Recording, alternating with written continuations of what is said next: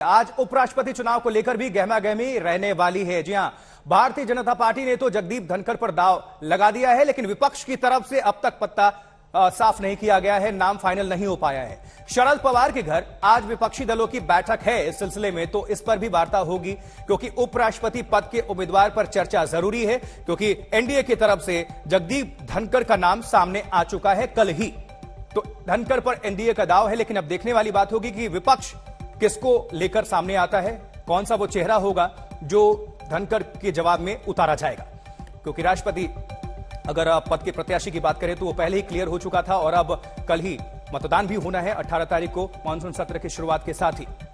और अब आपको बताएं कि एनडीए के उपराष्ट्रपति पद के उम्मीदवार जगदीप धनखड़ सामने आ चुके हैं। उनका नाम एनडीए ने घोषित कर दिया है और अब विपक्ष की तरफ से अभी तक नाम पर सुगबुगाहट नहीं है। कौन होगा वो चेहरा जो कि जगदीप धनखड़ के अगेंस्ट विपक्ष जिस पर दांव खेलेगा। तो अभी इस पर भी मंथन और इस पर भी वार्ता, क्योंकि शरद पवार के घर विपक्ष की बैठक, इसको लेकर भी।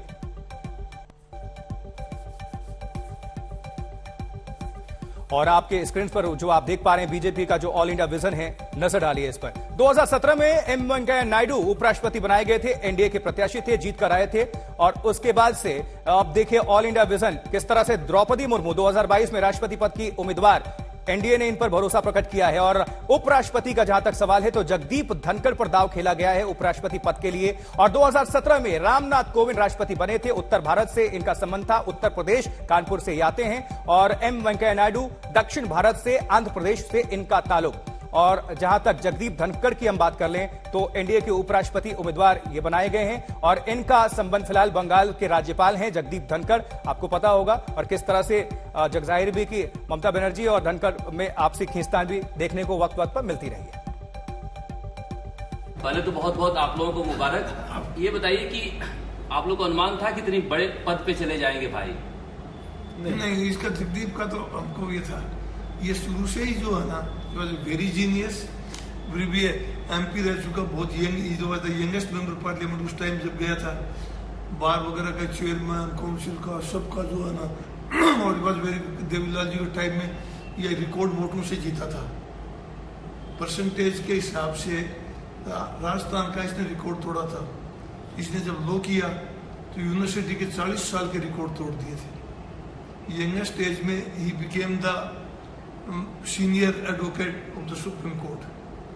तो ये तो उम्मीद थी। और फिर जब गवर्नर बन गया वेस्ट बंगाल का, तब तो उम्मीद और भी ज्यादा हो गई थी।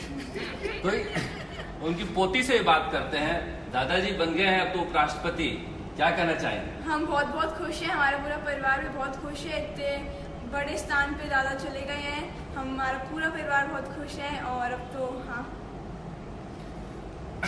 आप लोग कुछ किस तरह से बचपन में थे पढ़ने लिखने में, वो किस तरह से यहाँ पर आप लोग कहाँ रह के पढ़ाई किए थे? हमने गांव में पढ़ाई की थी और गांव में पढ़ाई की थी, बहुत प्रतिभावान थे।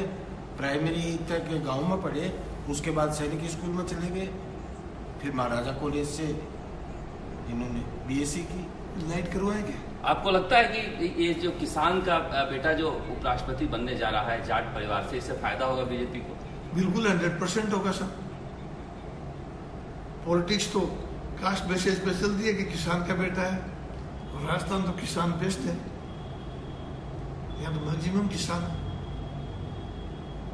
पूरे किसान समुदाय के लिए गौरव की बात है। तो वो किसान समुदाय में काफ़ी असर होगा इस बात का, खास करके शेखावाटी, झुंझुनू, राजस्थान में तो बहुत होगा, लेकिन पूरे देश के किसानों में इस बात का असर होगा, ऐसा हमारा